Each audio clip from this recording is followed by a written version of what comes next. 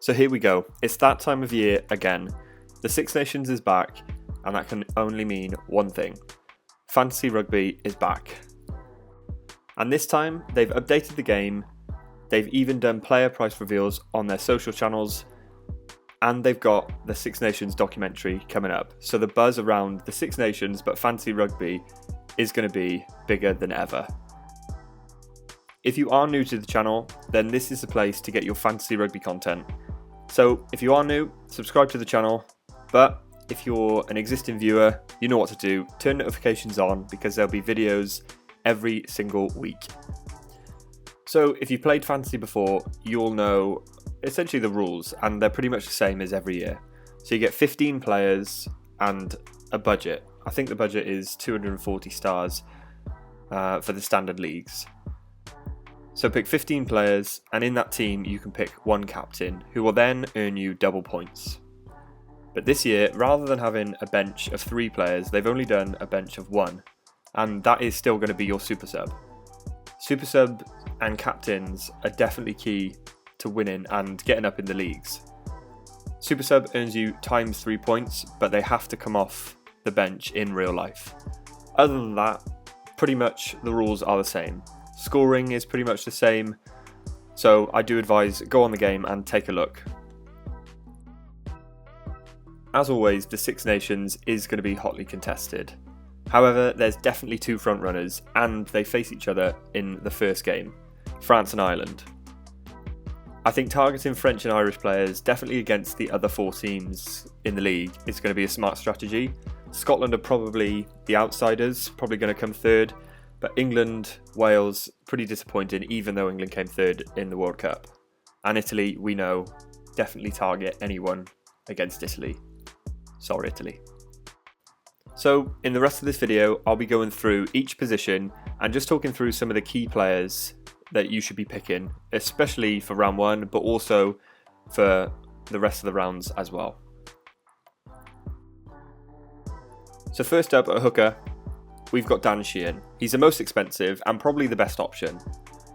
He is against France, which is a downfall in round 1, and they are away in the Stade de France. So maybe Malvaca would be a better pick for this.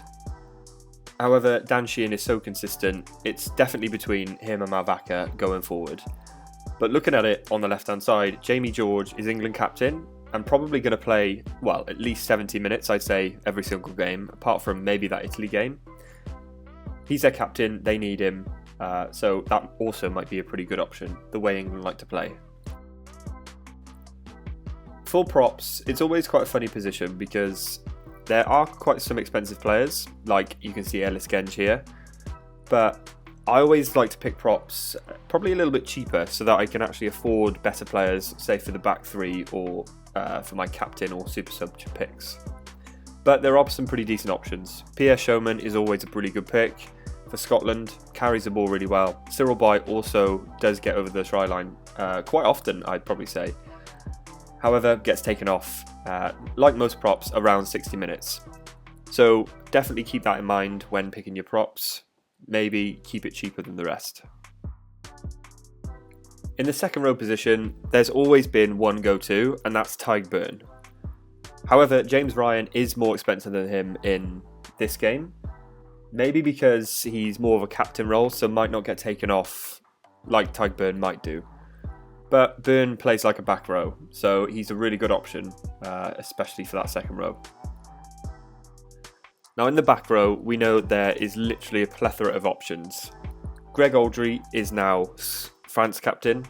Dupont is no more in the Six Nations at the moment, training with the Sevens team. So Gregory Aldry is going to be key, especially being captain. I don't really see him getting taken off. Maybe in those Italy games in the latter minutes, but he's going to be one who's going to be there all the time for France. Other players, of course, you've got to look at Ireland's back row. Van der Fleer, absolutely tearing up for Leinster at the moment. Caelan Doris as well, just so consistent and in the loose, makes so many meters, so he's also a really decent option.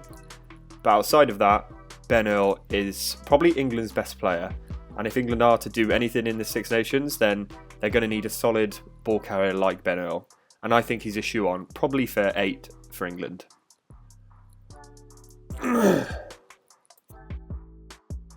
At scrum half, we've obviously not got Dupont to play every single game, which is definitely a shame for us fantasy players, because even though he was the most expensive, he'd always get decent points.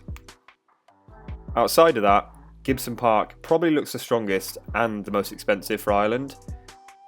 Again, probably going to play pretty much the whole tournament. Such a key part of that Irish attack. But outside of that, you have got Mitchell for England. It'll be interesting to see how Steve Borthwick tries to play. Is he going to pick Mitchell and Smith to maybe play a more free-flowing game? They've changed their defence and attack coaches for the Six Nations, so we'll have to wait and see. At fly half, there's only one man at the moment that you can mention, and that's Finn Russell. Most expensive fly half, and just below the most expensive player in the game. We all know what he can do. Are Scotland going to bottle it again and come third, or do they have a win in them against France or Ireland to get that second spot? We'll have to wait and see. They've definitely got some tough fixtures. Opening game against Wales away, so that's going to be a real test. Another fly half, which we've got to keep an eye on, is Marcus Smith. Obviously, no Owen Farrell this Six Nations, so is Smith going to be that linchpin for that England side? We'll have to wait and find out. Also, Jalibert for France seems like a really good option. 14 stars as well, which is pretty cheap compared to a Russell or a Smith. Into the centres, we've got World Cup fantasy royalty in Bundy Aki. I think in the group stages he scored like 70 or 80 points nearly every game, which was absolutely ridiculous. Almost got top try scorer as well. So he's definitely one to keep an eye on and is the most expensive centre in the game, which is no surprise. Outside of that, looking at England, no Manu Tuilagi, so someone's going to have to play that ball carrying, getting over the gain line role, and that's got to be Ollie Lawrence. Can't be anyone else. He's been tearing up for Bath, can play 12 and 13, and we know 13s tend like to run a bit more than 12. So will he add that to his game? I probably think so. Then the back three, which is where most of our points are going to come from, I'm pretty sure. Again, only one man, most expensive player in the game, Damien Penaud. Tearing it up for Bordeaux at the moment, top try scorer in the Six Nations last year, and also, I'm pretty sure, in the World Cup as well. Also doing the same on the European circuit with Bordeaux at the moment.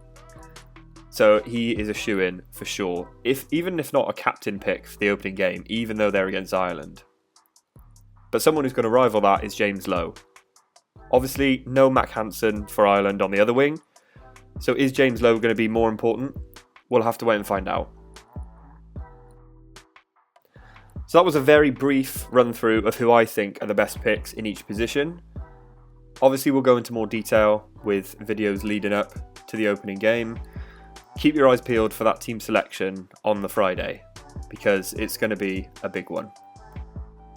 Thanks everyone for watching. This year is going to be massive, I already know it. If you've not subscribed already, go down below, turn on notifications to not miss a video. I'll see you all in the next video.